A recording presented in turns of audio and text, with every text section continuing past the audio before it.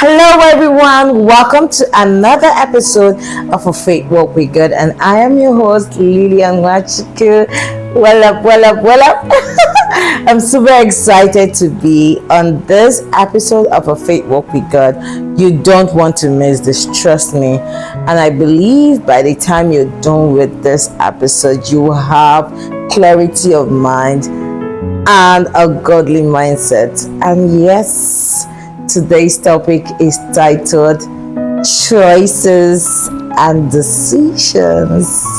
So God bless you, relax, and be blessed by this podcast.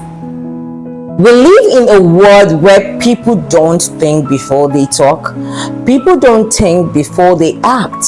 People take up choices and decisions that would affect their life adversely, affect their future, and even affect their unborn children or even those who have children.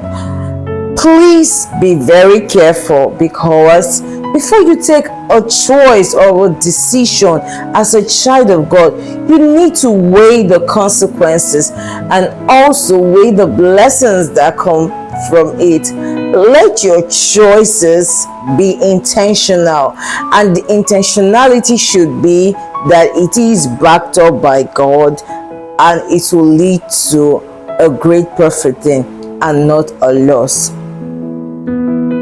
Please, this world is ruled by God, but it is not a place, or it is not the place of God to impose choices and decision on you.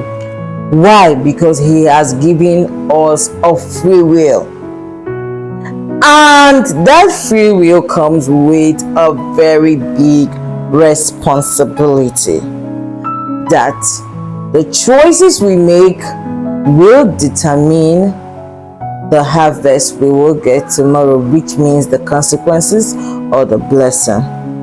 So weigh your choices, your decision, so that tomorrow you would reap a good harvest. A powerful verse about making choices and decision can be explained in Deuteronomy chapter 30 verse 19, where God tells the Israelites, I have set before you life and death, blessings and curses. Now choose life so that you and your descendants may live. God does not impose. He will give you the free will to make your choices.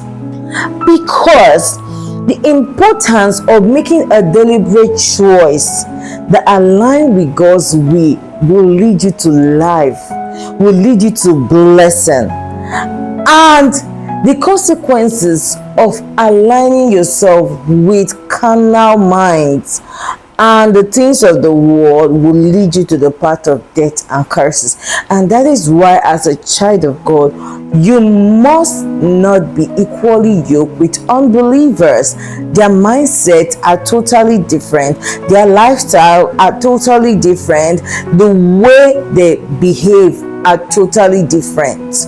You remember the scripture that says we are in this world, but we are not of this world. When you make choices of surrounding yourself with people who do not have the Spirit of God in them, with time your fire will begin to die down.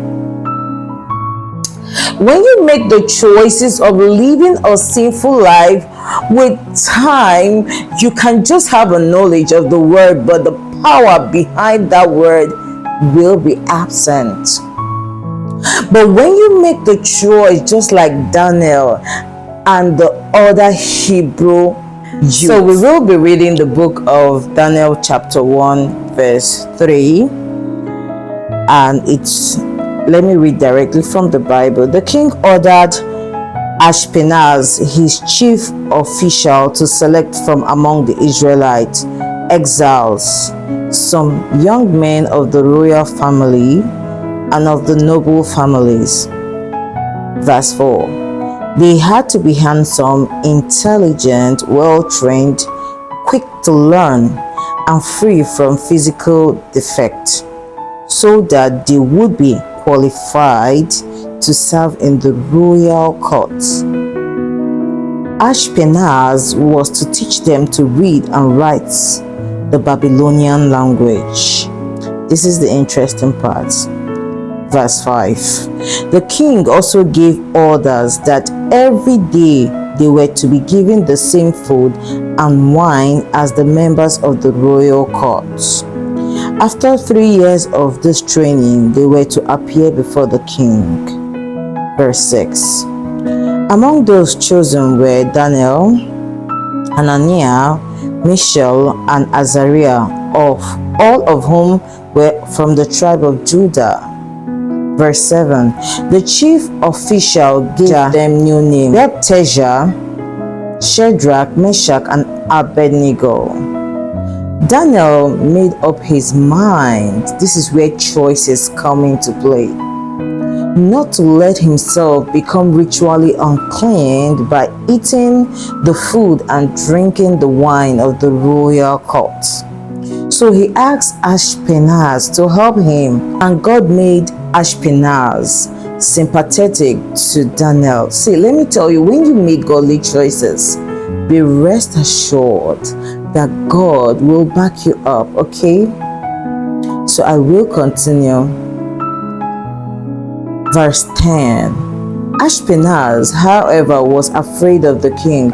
So he said to Daniel, the king has decided what you are to eat and drink, and if you don't look as fit as the other young men, he may kill me. Verse 11. So Daniel went to the guard whom Ashpenaz has placed in charge of him and his 3 friends. Test us for 10 days, he said. Give us vegetables to eat and water to drink, then compare us with the young men who are eating the food of the royal court, and base your decision on how we look. Verse 14. He agreed to let them try it for 10 days.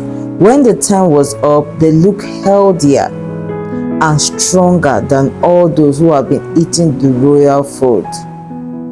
Verse 16. So from then on, the guard let them continue to eat vegetables instead of what the king provided. That is a great choice and decision.